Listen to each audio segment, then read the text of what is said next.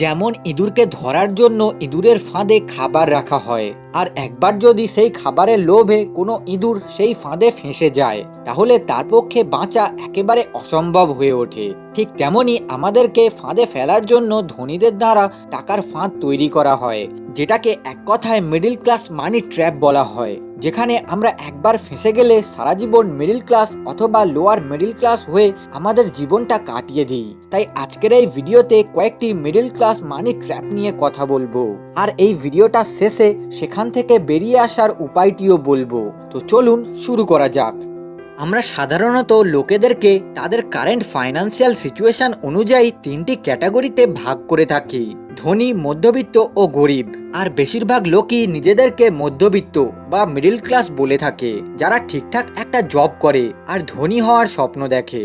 কিন্তু সব থেকে বড় প্রশ্ন হলো যে মধ্যবিত্ত আসলে কারা? তো একটা রিসার্চ রিপোর্ট অনুযায়ী যেসব পরিবারের অ্যানুয়াল ইনকাম অর্থাৎ বার্ষিক আয় 30 লাখের বেশি, সেই সব পরিবারকে ধনী পরিবার বা আপার ক্লাস বলা হয়। আর যেসব পরিবারের অ্যানুয়াল ইনকাম 5 লাখ থেকে 30 লাখের মধ্যে, সেই সব পরিবারকে মধ্যবিত্ত পরিবার বা মিডল ক্লাস বলা হয়। আর যেসব পরিবারের অ্যানুয়াল ইনকাম 1.2 লাখ থেকে 5 লাখের মধ্যে, সেই সব পরিবারকে লোয়ার ক্লাস বা গরিবী রেখার কাছাকাছি, মানে গরিব থেকে জাস্ট একটা স্টেপ ওপরে।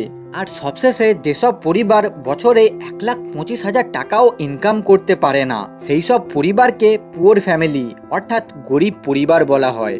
তো এই ক্লাসিফিকেশনটা সত্যি একটা ভালো ক্লাসিফিকেশন হলেও আসল শক্ত আমি তখন পেলাম যখন the state of inequality in India রিপোর্টটা পড়লাম।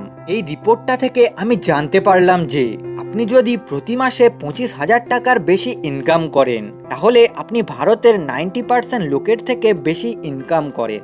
অর্থাৎ যে বছরে 3 লাখ টাকা ইনকাম করে, সে ভারতের টপ 10% লোকের মধ্যে আসে। এই অনুযায়ী ভারতের 90% লোক লোয়ার ক্লাস ক্যাটাগরি থেকে বিলং করে, যেটা আমাদের চিন্তাভাবনার বাইরে।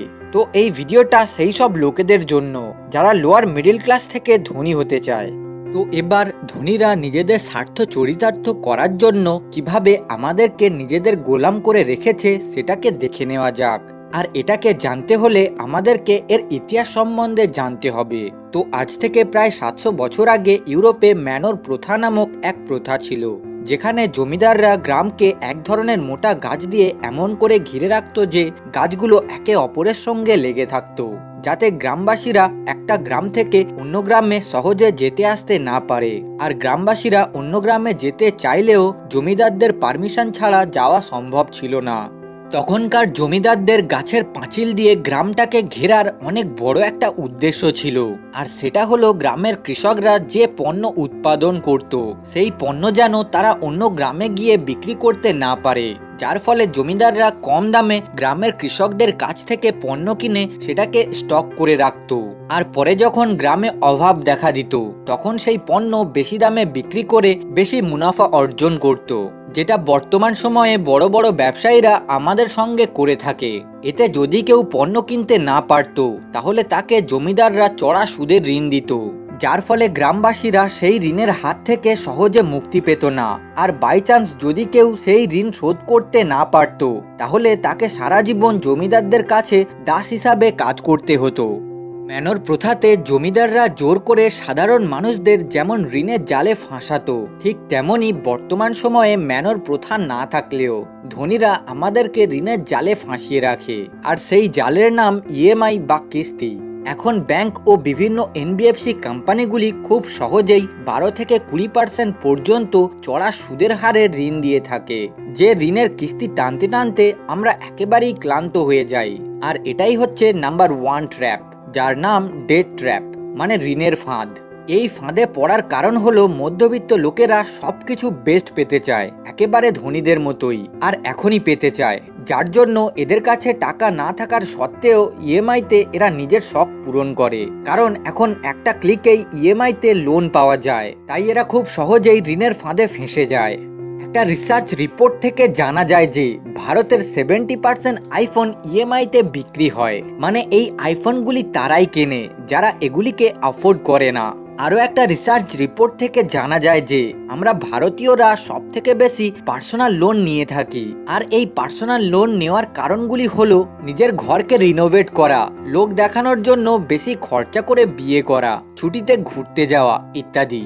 এই সব লোনগুলি ব্যাড ডেট ক্যাটাগরিতে পড়ে, কারণ এগুলি থেকে কোনো রিটার্ন তো পাওয়া যায় না, উল্টে এর পিছনে আমাদের অনেক টাকা চলে যায়। তাই আমাদেরকে এই সব ব্যাড ডেটগুলিকে এড়িয়ে চলতে হবে। কিন্তু আমরা মধ্যবিত্তরা আরও বেশি পার্সোনাল লোন প্রেফার করে থাকি। তাই যত দিন যাবে আমরা ততই ঋণের জালে জড়াতে থাকবো। কারণ ইউটিউবে ফাইন্যান্সিয়াল এডুকেশনের ভিডিও ফ্রিতে পাওয়া গেলেও আমাদের ফাইন্যান্সিয়াল লাইফকে ধ্বংস করার ভিডিও ইউটিউবে তার থেকে বেশি পাওয়া যায়। তাই যত বেশি ওদেরকে ফলো করবেন ততই ডেট ট্র্যাপে ফাঁসতে থাকবেন। তাই চয়েসটা আপনার হাতে, আপনি কাকে ফলো করবেন, কারণ সবকিছুই এখন ফ্রিতে পাওয়া যায়। Trap number 2, rat race trap.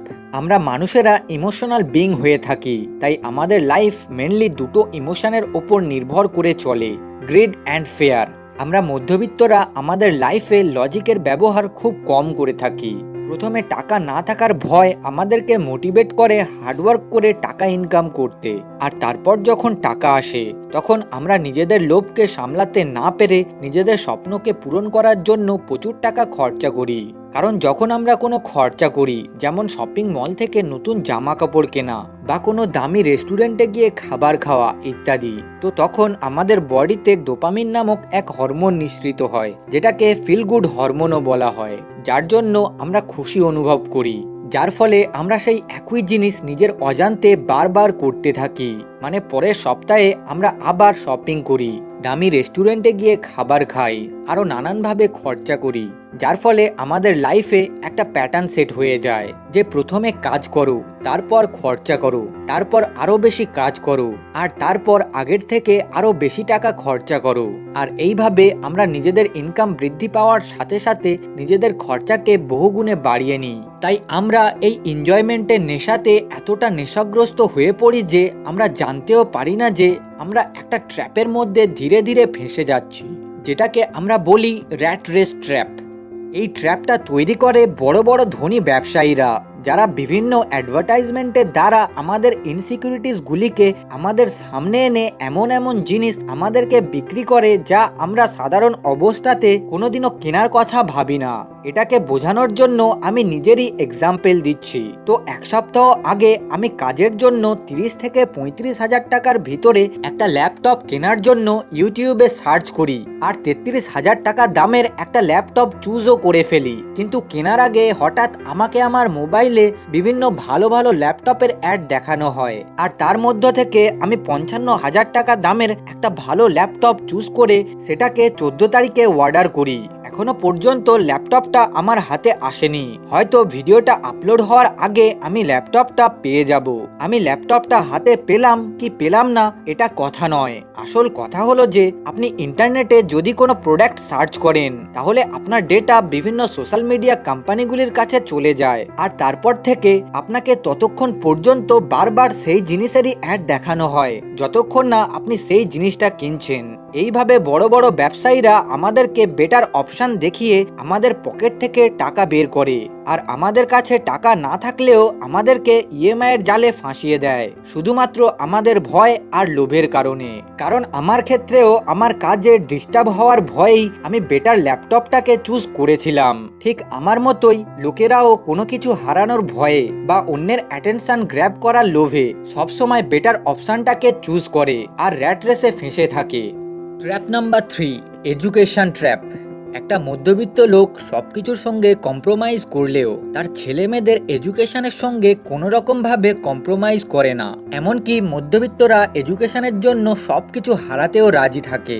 যেমন আমার বাবা আমাকে ডাক্তার করবে ভেবেছিল, তাই আমাকে বলেছিল তুই পড়াশোনাটা ঠিকঠাকভাবে চালিয়ে যা, আমি তোর জন্য আমার জায়গা জমি সব বিক্রি করে দেব, আমি তোর জন্য নিঃস্ব হয়ে যেতেও রাজি আছি। ঠিক আমার বাবার মতোই সব মধ্যবিত্ত লোকেরা নিজেদের সন্তানের এডুকেশনের জন্য নিঃস্ব হয়ে যেতেও রাজি থাকে, আর অনেকে নিঃস্ব হয়েও যায়। কারণ একটা রিসার্চ রিপোর্ট থেকে জানা যায় যে অন অ্যান অ্যাভারেজ প্রায় সব মধ্যবিত্ত লোকেরা নিজের সন্তানের এডুকেশনের পিছনে 30 লাখ থেকে 1 কোটি টাকা খরচা করে। তারপর এডুকেশন কমপ্লিট করার পর যখন একটা মধ্যবিত্ত ছেলে বা মেয়ে মার্কেটে জবের জন্য যায়, তখন তারা বুঝতে পারে যে আমাদের এডুকেশনের ভ্যালু কত। কারণ তারা অনেক খোঁজার পর একটা জব পায়, যেখানে তারা 20 থেকে 25,000 স্যালারিতে অ্যাজ এ ফ্রেশার জয়েন করে। আর অনেকেই তো পড়াশোনা করার পরেও বেকার হয়ে থাকে, আর এক্সেপশন তো আছেই। আমি সেগুলোর কথা ধরছি না, আমি বেশিরভাগ লোকের কথা ধরছি। তো এবার বলুন, সেই 30 লাখ থেকে 1 কোটি টাকা তুলতে ওই নতুন ছেলেটি যে জব পেয়েছে তার কতদিন সময় লাগবে? মিনিমাম 10 থেকে 15 বছর তো লাগবে। আর 10-15 বছর পর নিশ্চয়ই তার কোনো ফ্যামিলি থাকবে, আর তার ছেলে মেয়েও হবে, আর তাকে তার ছেলে মেয়ের এডুকেশনের পিছনে লাখ লাখ টাকা খরচা করতে হবে। এইভাবে একটা মিডিল ক্লাস ফ্যামিলি একটা চক্রভিউতে ফেঁসে যায়, যেটাকে আমি এডুকেশন ট্র্যাপ বলে থাকি। তো এই ট্র্যাপের জন্য একটা মিডিল ক্লাস ফ্যামিলি সারা জীবন মিডিল ক্লাসই থেকে যায়। ট্র্যাপ নাম্বার 4, মানি ট্র্যাপ। একটা মধ্যবিত্ত লোক সারা জীবন টাকার পিছনে ছুটে থাকে, এতে তাদের কোনো দোষ থাকে না। কারণ আমাদের এডুকেশন সিস্টেম আর সোসাইটি আমাদেরকে ছোটবেলা থেকেই এমন কন্ডিশনিং করে দেয়, ফলে আমরা না চাওয়ার সত্ত্বেও এমনভাবে অ্যাক্ট করে থাকি। কিন্তু ধনীদের কন্ডিশনিং আমাদের থেকে একেবারে আলাদা হয়। তাই একটা ধনী ব্যক্তি কখনো টাকার পিছনে ছোটে না, টাকা ওদের পিছনে ছোটে। কারণ ওরা সম্পদ অর্থাৎ অ্যাসেটস তৈরি করার পিছনে ছোটে। আর অ্যাসেটস বা সম্পদ হলো সেগুলো যেগুলো থেকে আমাদের পকেটে টাকা আসে, যেমন কোনো ব্যবসা, websites, YouTube channel, stock market, cryptocurrency, real estate ইত্যাদি। একটা সাধারণ মানুষ সিকিউর জবের পিছনে ছোটে, কিন্তু একটা ধনী ব্যক্তি সিকিউর জব তৈরি করার পিছনে ছোটে। কারণ ধনীরা জানে যাদেরকে জব দেব তারা আমার জন্য অ্যাসেটস রূপে কাজ করবে। কারণ একটা কোম্পানিতে অনেকগুলি এমপ্লয় থাকে যারা মালিকের জন্য কঠোর পরিশ্রম করে, যার ফলে কোম্পানিটি মাসের শেষে একটা প্রফিট জেনারেট করে। আর সেই প্রফিটের কিছু অংশ এমপ্লয়ীদের স্যালারি দেওয়ার জন্য খরচা হয়। তারপর বাদবাকি প্রফিট মালিকের পকেটে থেকে যায়। এইভাবে এমপ্লয়িরা মালিকের জন্য অ্যাসেট রূপে কাজ করে। এখানে আমি জবকে অপমান করছি না, জব করো।